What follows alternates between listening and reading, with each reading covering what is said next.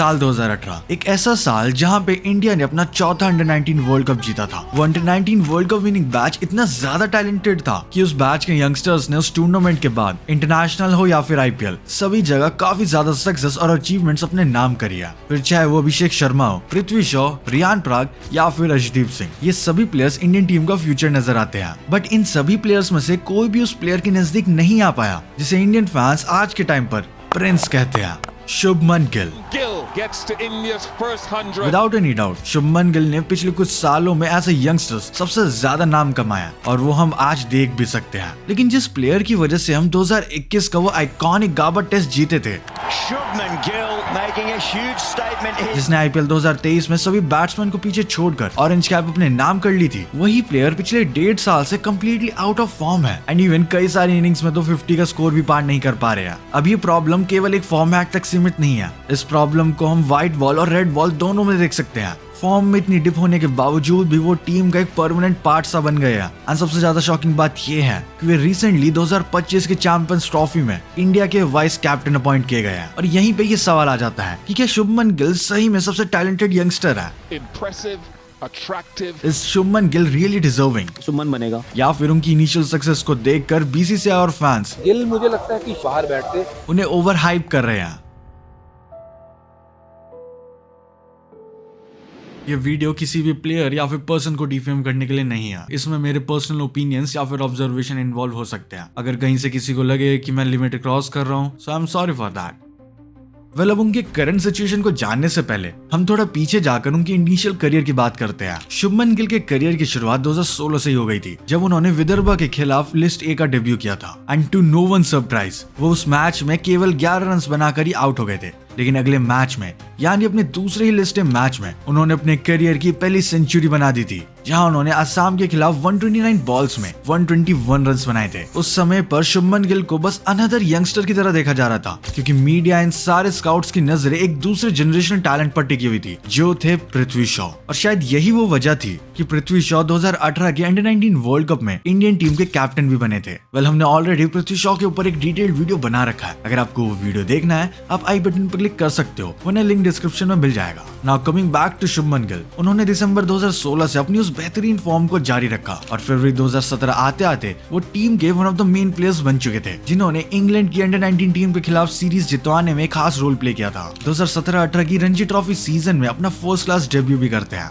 And अपने दूसरे ही match में वो एक ब्रिलियंट सेंचुरी भी स्कोर करते हैं by scoring 129 runs in 142 balls. अगले रणजी सीजन यानी 2018-19 सीजन में वो पंजाब के टॉप स्कोरर भी रहते हैं, जहां वो टोटल 728 रन बनाते हैं। बट अगर हम शुभमन गिल के ओवरऑल करियर को देखें, तो इसे हम बस टिप ऑफ द आइसबर्ग भी कह सकते हैं, क्योंकि उनके करियर को एक लार्ज स्केल रिकॉग्नाइजेशन मिलनी स्टार्ट हुई थी जनवरी 2018 से, जब आईपीएल 2018 के ऑक्शन में शुभमन गिल को केकेआर की टीम 1.8 करोड़ रुपीस में स्क्वाड का पार्ट बना लेती है। एंड उसी साल हुआ था अंडर 19 वर्ल्ड कप, जिसकी वजह से मेजॉरिटी क्रिकेट ऑडियंस ने शुभमन गिल की बैटिंग मास्टर क्लास को विटनेस किया था।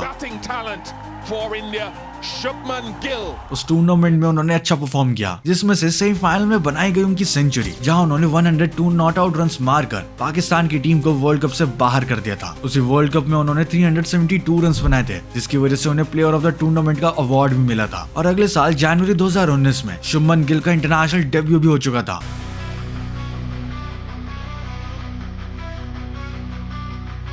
शुभमन गिल का इंटरनेशनल करियर स्टार्टिंग में बिल्कुल भी वैसा नहीं गया था जैसा सब लोग एक्सपेक्ट कर रहे थे। हालांकि इंडियन कैप मिलने के बाद भी वो डोमेस्टिक मैचेस में अच्छे खासे रन बना रहे थे। एंड इवन केवल 20 की एज में वो उसी साल दियोदर ट्रॉफी में यंगेस्ट कैप्टन भी बन गए थे, जिसमें उन्होंने none other than Virat Kohli का रिकॉर्ड भी तोड़ दिया था। उनका गोल्डन फेज शुरू होने वाला था साल 2020 से, जिसकी वजह से न केवल उनकी इंडियन टीम में जगह रेगुलर हो गई, बल्कि उन्हें विराट कोहली के बाद इंडियन टीम का प्रिंस भी कहा जाने लगा। इस सब की शुरुआत हुई थी आईपीएल 2020 से, जहां उन्होंने अगेंस्ट ऑल द एक्सपेक्टेशंस पूरे टूर्नामेंट में 440 रन बना दिए, जो कि एक 20 साल के यंगस्टर्स के लिए काफी बड़ी बात थी। और उसी साल के एंड में शुभमन गिल का टेस्ट डेब्यू भी हो गया, और वो भी कोई छोटी मोटी सीरीज में नहीं, बल्कि क्रिकेट की one of the biggest rivalries border Gavaskar trophy में। 26 6 दिसंबर 2020 शुभमन गिल का टेस्ट डेब्यू एमसीजी के ग्राउंड पर हुआ, जब इंडियन टीम ऑलरेडी काफी सेटबैक्स लेके बैठी हुई थी। पहला टेस्ट इंडिया ऑलरेडी हार चुकी थी और अब विराट कोहली भी सीरीज में नहीं खेलने वाले थे। ऊपर से अगर हम पहले टेस्ट के 36 के एम्बैरेसिंग ऑल आउट को भी इंक्लूड कर दे तो शुभमन गिल पर उस टाइम पर कितना ज्यादा प्रेशर था, यह हम में से कोई इमेजिन तक नहीं कर सकता। और उसी प्रेशर के अंडर उन्होंने अपने डेब्यू मैच में 45 नॉट आउट की एक स्मॉल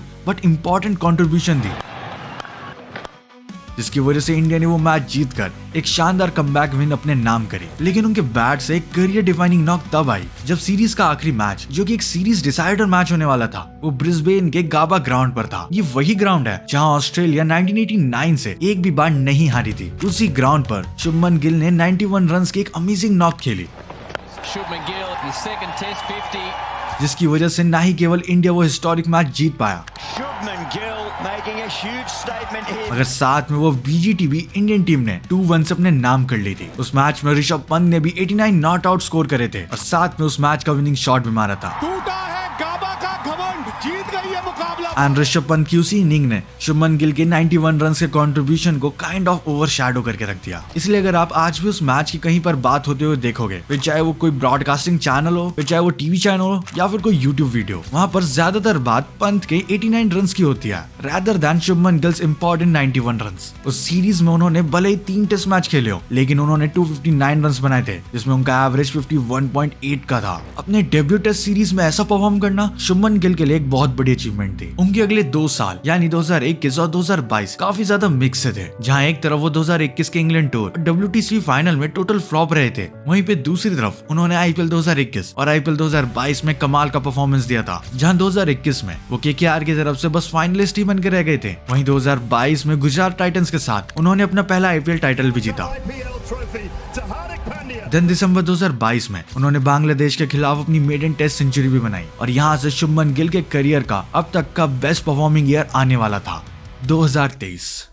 अगर हम साल 2023 की इंडिविजुअल परफॉर्मेंसेस की बात करें तो शुभमन गिल से अच्छा कोई नहीं था, एंड इवन स्टैट्स वाइज भी गिल से बेटर किसी ने भी उस कैलेंडर ईयर में परफॉर्म नहीं किया था। उस साल सबसे पहले श्रीलंका के खिलाफ एक सेंचुरी, फिर न्यूजीलैंड के खिलाफ ODI में एक डबल सेंचुरी और फिर T20I में एक सेंचुरी। गिल उस साल रुकने का नाम नहीं ले रहे थे। IPL 2023 में गिल का यही फॉर्म जारी रहा और उन्होंने मैसिव 850 से ज्यादा रन्स बनाकर ऑरेंज कैप भी अपने नाम कर ली थी। शुभमन गिल उस IPL सीजन में ऐसे खतरनाक फॉर्म में थे कि फाइनल मैच से पहले सम फैंस वर इवन थिंकिंग कि वो एक्चुअली विराट कोहली का 973 runs in a single IPL season का रिकॉर्ड तोड़ सकते हैं। IPL से लेकर T20I तक, टेस्ट से लेकर ODI तक सभी फॉर्मेट्स में गिल सेंचुरी ठोक चुके थे। फिर आता है एशिया कप 2023। इस टूर्नामेंट में गिल ने अपने ODI करियर की 5th सेंचुरी बनाई और बांग्लादेश के खिलाफ 121 रन्स भी बनाए, एंड इवन इंडिया ने उस साल एशिया कप भी अपने नाम किया था। सभी लोगों को यही लग रहा था कि शुभमन गिल उस साल होने वाले ODI वर्ल्ड कप में भी अपनी इस मास्टर क्लास बैटिंग को कंटिन्यू रखेंगे, but as we all know, जैसा हम सोचते हैं वैसा अक्सर होता कहाँ है। 2023 के ODI वर्ल्ड कप से ठीक कुछ हफ्ते पहले ये न्यूज आती है that Shubman Gill has been diagnosed with dengue, और इसी के चलते वो वर्ल्ड कप के स्टार्टिंग की 2 मैचेस मिस भी कर देते हैं। मगर बचे हुए मैचेस में गिल कमबैक तो करते हैं, लेकिन एक भी मैच में सेंचुरी नहीं बना पाते और सभी लोगों को दिखना स्टार्ट हो जाता है कि डेंगू ने उनकी फॉर्म और परफॉर्मेंस को किस तरीके से अफेक्ट किया। इवन फाइनल मैच में जहां इंडिया ऑस्ट्रेलिया का सामना कर रही थी, वो मैच अहमदाबाद के नरेंद्र मोदी स्टेडियम में था, एंड ये वही स्टेडियम है जिसमें शुभमन गिल ऑलरेडी उस साल 5 सेंचुरीज मार चुके थे, और वहीं पर शुभमन गिल जल्दी आउट हो गए एंड इंडियन टीम इवेंचुअली वो वर्ल्ड कप भी हार गई थी। उस वर्ल्ड कप में शुभमन गिल ने 9 मैचेस खेले, जहां पे उन्होंने 40+ की एवरेज से 359 रन बनाए थे। हो सकता है कि अगर शुभमन गिल को डेंगू ना हुआ होता तो शायद रिजल्ट्स आज कुछ और होते और हमें बैटिंग वाइज एक अलग शुभमन गिल देखने को मिलता। बट यहीं से शुरू होता है वो सिलसिला जिसने गिल को एक जनरेशनल टैलेंट से एक ओवर हाइप्ड यंगस्टर में बदल के रख दिया। 2023 ODI वर्ल्ड कप एग्जिट के तुरंत बाद इंडियन टीम को ऑस्ट्रेलिया के साथ एक 5 मैच की T20I सीरीज खेलनी थी। उस सीरीज में गिल ने बस 2 मैचेस खेले, जिसमें उन्होंने बस 8 रन बनाए थे। 2023-24 वाले साउथ अफ्रीका टूर पर शुभमन गिल का सेना कंट्रीज में असली टेस्ट होने वाला था, लेकिन वहां पर भी वो कुछ खास नहीं कर पाए। 2 टेस्ट मैचेस में गिल ने बस कंबाइंड 74 रन बनाए, जिसमें उनकी एवरेज बस 18.5 की ही थी। साउथ अफ्रीका में जाकर फेल करने के बाद उन्होंने इंग्लैंड के खिलाफ होम टेस्ट सीरीज में इंप्रूव करा, जहां उन्होंने 56 की एवरेज से 452 रन बनाए। मगर यहाँ पर कुछ इंपॉर्टेंट चीजें हैं नोट करने को। पहली बात तो ये सीरीज इंडिया में हो रही थी, और नंबर 3 पर बैटिंग करते हुए शुभमन गिल अभी भी स्ट्रगल करते हुए नजर आ रहे थे टेस्ट क्रिकेट में। एंड नॉट टू मेंशन यशस्वी जायसवाल एक वो बड़ी वजह थे जिसकी वजह से हम वो सीरीज 4-1 से जीत पाए थे। देन आता है आईपीएल 2024। आईपीएल 2024 में भी गिल ने काफी एवरेज परफॉर्म किया और 14 मैचेस में एज अ कैप्टन उन्होंने 426 रन्स बनाए, जहां पर उनका एवरेज 38 का ही था। And this could be one of the main reason जिसकी वजह से उन्हें 2024 के T20 वर्ल्ड कप के लिए सिलेक्ट नहीं किया गया था। उनका यही बेकार फॉर्म हमें श्रीलंका के खिलाफ ओडीआई और T20 सीरीज में भी देखने को मिला, जहां ओडीआई सीरीज में 19 की एवरेज और T20 सीरीज में 36 की एवरेज से गिल ने अंडर परफॉर्म किया था। और अगर आपको ये लग रहा है कि गिल यहाँ से कमबैक करेंगे, देन सॉरी टू से माय फ्रेंड, यहाँ सिचुएशन और वर्स हो गई। हालांकि उसके तुरंत बाद बांग्लादेश के खिलाफ हुई होम टेस्ट सीरीज में गिल ने 56 की एवरेज से रन मारे थे, जिसमें एक सेंचुरी भी शामिल थी। But again I want to mention this thing, 2024 में शुभमन गिल ने majority of the test matches home conditions में ही खेले थे, जिसकी वजह से उनके स्टार्ट्स टेस्ट क्रिकेट में काफी उभर के आते हैं as compared to other formats. और ऐसा मैं इसलिए कह रहा हूँ क्योंकि 2024-25 की बीजीटी जिसमें इंडियन टीम ऑस्ट्रेलिया का टूर कर रही थी, वहां पर हमें वैसे शुभमन गिल देखने को नहीं मिले जैसे हमें चाहिए थे। इनफैक्ट उन्हें तो 4 टेस्ट मैच के लिए ड्रॉप तक कर दिया गया था जब रोहित शर्मा को जायसवाल के साथ ओपनिंग करनी थी। इवन यशस्वी जायसवाल ने गिल के कंपैरिजन में लेट टेस्ट डेब्यू किया है, मगर आज के डेट में आप उन दोनों में फर्क आसानी से देख सकते हो। 2024-25 की बीजीटी में शुभमन गिल ने 5 इनिंग्स खेली और 100 रन तक नहीं बना पाए और उन्होंने 93 रन की टोटल रन टैली पर ही वो सीरीज खत्म कर दी। एंड अभी recently Aussie legend Ricky Ponting ने भी एक इंटरव्यू में कहा था, I love watching him play and he looks as good as anyone in world cricket but the numbers don't really stack up, do they? Away from home basically वो home series में तो अच्छा perform कर रहे हैं, but away series specially SENA countries का क्या? ये चीज उनकी स्किल्स के लिए एक बहुत बड़ा क्वेश्चन बनता है। 2023 के वर्ल्ड कप के बाद से शुभमन गिल कोई बड़ी या नोटेबल परफॉर्मेंस देने में कामयाब नहीं हो पाया। 2023 के वर्ल्ड कप से अगर हम उस वर्ल्ड कप को भी इंक्लूड करें तो उन्होंने केवल 4 सेंचुरी स्कोर करी है, 2 in England test series, 1 in Bangladesh test series and 1 in IPL. और यहीं पर हमारे सामने एक सवाल आकर खड़ा होता है, इनकंसिस्टेंट फॉर्म होना अक्रॉस ऑल द फॉर्मेट्स क्या गिल के आने वाले इंटरनेशनल करियर को हेवीली इफेक्ट कर सकते हैं? वेल, हम यहाँ पर ये कह सकते हैं that we don't have enough evidence for white ball cricket after 2023 ODI world cup and Gill को इतने ज्यादा चांसेस नहीं मिले जिससे हम उनकी परफॉर्मेंस को जज कर पाए। But in red ball cricket he has been a consistent part of the team और 3-4 अच्छी इनिंग्स को छोड़कर जो कि होम सीरीज में ही आई थी, उनकी परफॉर्मेंसेस काफी ज्यादा मीडियोकर रही है। Since his breakout performance at the Gabba in 2021 उन्होंने केवल एक अवे सेंचुरी बनाई है, वो भी बांग्लादेश के अगेंस्ट इन 2022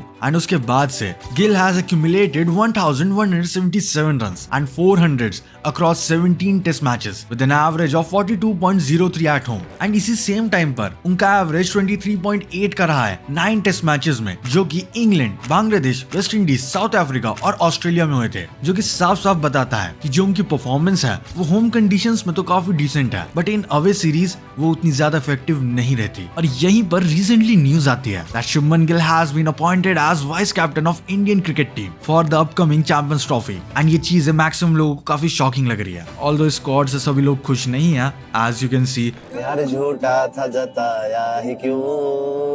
मोहम्मद सिराज को भी टीम में इंक्लूड नहीं किया गया, जबकि लास्ट 2 साल में उनके स्टैट्स काफी अमेजिंग रहे हैं। और शुभमन गिल को वाइस कैप्टन बनाने वाली चीज इसलिए भी शॉकिंग है क्योंकि हार्दिक पांड्या, केएल राहुल, जसप्रीत बुमराह, इनके जैसे सीनियर प्लेयर्स भी ऑप्शन में शामिल थे एंड इनके ऊपर शुभमन गिल को चांस दिया गया to be the vice captain of Indian team. अब हाँ, काफी लोग ये भी कह सकते हैं कि वाइस कैप्टन का तो ज्यादा रोल ही नहीं होता, तो इसमें कितनी बड़ी बात क्यों है? But the main thing here is that vice captain usually वो बंदा होता है जो आगे जाकर टीम को लीड करेगा। एज मैक्सिमम केसेस में हमने यही होता देखा है। I repeat, maximum cases. BCCI अभी भी शुभमन गिल के ऊपर ट्रस्ट दिखा रही है एंड मे बी गिल पर उनका भरोसा है कि वो इस टूर्नामेंट में अपना कमबैक जरूर देंगे। इनफैक्ट मैंने अपने चैनल पर एक पोल डाला था जिसमें आप क्लियरली देख सकते हो कि मेजॉरिटी लोग अग्री करते हैं that Shubman Gill is kind of overhyped और overrated. Even if you don't agree with me, ये तो आपको भी मानना पड़ेगा कि उनकी ओवरऑल फॉर्म में डिप तो जरूर आया है। आपको क्लियरली वो 2018, 2021, 2023 वाले गिल की परफॉर्मेंस नहीं दिख रही है जो अलग ही लेवल पर परफॉर्म कर रहे थे एंड ये चीज शायद इंडियन टीम आगे जाकर लैक कर सकती है अगर गिल अपनी फॉर्म को बेटर नहीं कर पाते तो। आई नो काफी लोग ये बोल सकते हैं दैट 1 साल ही तो बेकार गया एंड